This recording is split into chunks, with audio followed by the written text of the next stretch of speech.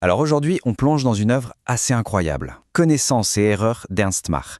C'est l'histoire d'un penseur qui voulait à la base juste faire un peu de ménage dans la science et qui a fini par en reconstruire complètement les fondations. Et pour bien situer le personnage, écoutez ça. C'est William James, un géant de la philosophie et de la psychologie, qui a dit ça de lui. Quand un esprit de ce calibre dit ça de quelqu'un, on comprend tout de suite qu'on n'a pas affaire à n'importe qui. L'impact de Mach à son époque était colossal. Voilà tout le paradoxe de Mach. C'était un physicien, et son but, c'était de virer de la science ce qu'il appelait les fantômes métaphysiques. En gros, toutes ces vieilles idées philosophiques qui, selon lui, n'avaient plus rien à y faire. Il voulait nettoyer la maison, mais au final, il a bâti une toute nouvelle demeure philosophique. On entre donc dans la première partie, le philosophe des scientifiques. Un coup de massue sur les idées obsolètes. Ce qui est fascinant avec Mach, c'est qu'il ne parlait pas aux philosophes de salon, non, il parlait aux scientifiques. Son message était super direct. Arrêtez de voir le monde à travers les vieilles théories poussiéreuses. Repartons de zéro, de ce qu'on vit, de l'expérience pure et dure. Et pour bien comprendre à quel point sa pensée est révolutionnaire, il faut voir contre quoi il se battait.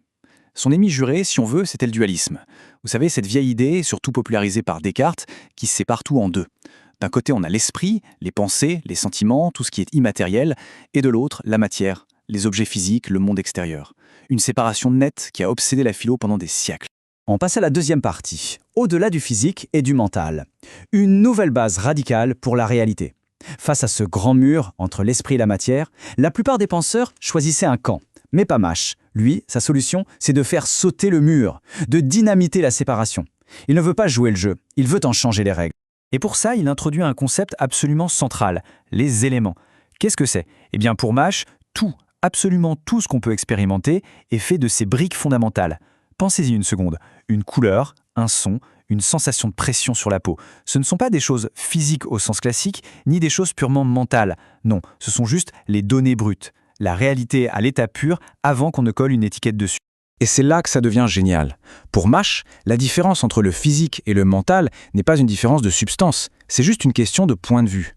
L'exemple est simple. Prenez une couleur, disons le vert. Si on s'intéresse à sa relation avec la source de lumière, la longueur d'onde, on fait de la physique. Mais si on s'intéresse à sa relation avec notre rétine, on fait de la psychologie. Pourtant, l'élément de base, la sensation vert, reste exactement le même. C'est le même truc, juste observé sous deux angles différents. Troisième partie, une psychologie sans âme. Le sous-titre dit tout. Sommes-nous juste des machines sophistiquées ? Parce que, forcément, cette vision a des conséquences assez vertigineuses. Si tout est fait des mêmes éléments, alors notre moi, notre conscience, qu'est-ce que ça devient ? Accrochez-vous bien, parce que là où Mach nous emmène, c'est assez radical. Pour comprendre sa logique, Maja nous invite à faire un petit détour par une idée encore de Descartes. L'idée que les animaux ne sont que des automates, des machines complexes. Pourquoi est-ce que Descartes pensait un truc pareil ? Eh bien, il se basait juste sur l'observation de leur comportement. Et quand on regarde les exemples, on voit ce qu'il voulait dire. Un papillon qui se jette encore et encore dans une flamme.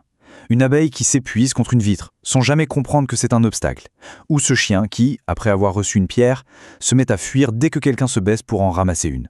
Ça ressemble moins à une décision réfléchie qu'à une sorte de programme qui se lance automatiquement. Et c'est là que Mach donne le coup de grâce. Il dit « Ok, et nous alors ?» Son affirmation est super provocatrice. Dans nos actions volontaires, nous ne sommes pas moins des automates. L'idée, c'est que notre sentiment de liberté, notre libre arbitre, ne serait qu'une illusion. Une illusion qui vient du fait que notre machine interne est tellement complexe. On a l'impression de choisir simplement parce qu'on est incapable de voir la myriade de causes qui nous poussent à agir. Et il a un argument assez percutant pour ça. Les statistiques. On parle de décisions qui nous semblent ultra personnelles, comme se marier ou même le suicide. Eh bien, quand on regarde les chiffres sur une grande population, on voit que le nombre de mariages et de suicides chaque année varie très peu. C'est presque aussi régulier que le nombre de naissances ou de décès.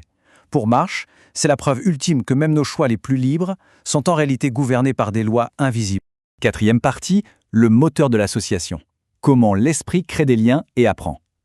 Bon, d'accord, admettons qu'on soit les automates. Mais alors, quel est le logiciel qui nous fait tourner ? Comment est-ce qu'on fonctionne ? Mandial a une réponse.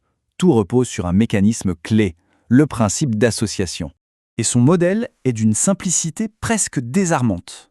Imaginez, on vit une nouvelle expérience, qu'on peut décomposer en éléments, disons, ABCD.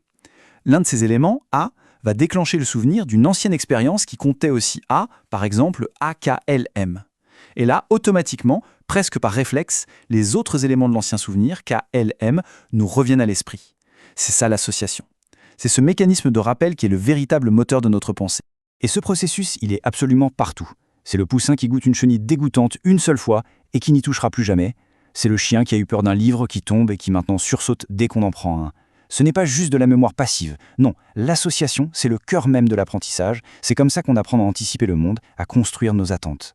Et ça nous amène à la dernière partie, la 5e, la connaissance par l'erreur, le pouvoir productif de se tromper.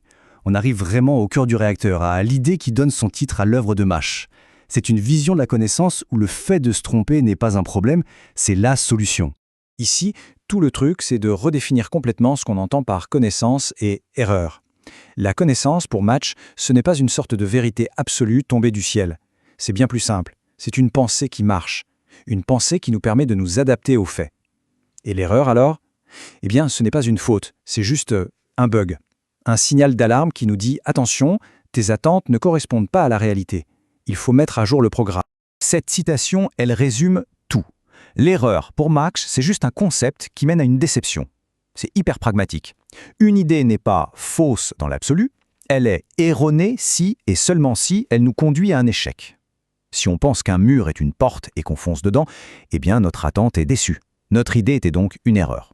Vérité et erreur deviennent des outils, tout simplement, jugés sur leur efficacité. Et on va finir là-dessus avec cette question qui ouvre pas mal de portes. Si chaque erreur est en fait une chance de s'améliorer, de corriger notre vision du monde, alors ça veut dire quoi au fond avoir raison ? Peut-être que ce n'est pas une destination finale. Peut-être que c'est juste avoir la pensée la plus efficace du moment, en attendant la prochaine erreur, qui est inévitable et finalement souhaitable. Une vision de la connaissance non pas comme un trésor qu'on possède, mais comme un chemin infini pavé par nos propres erreurs.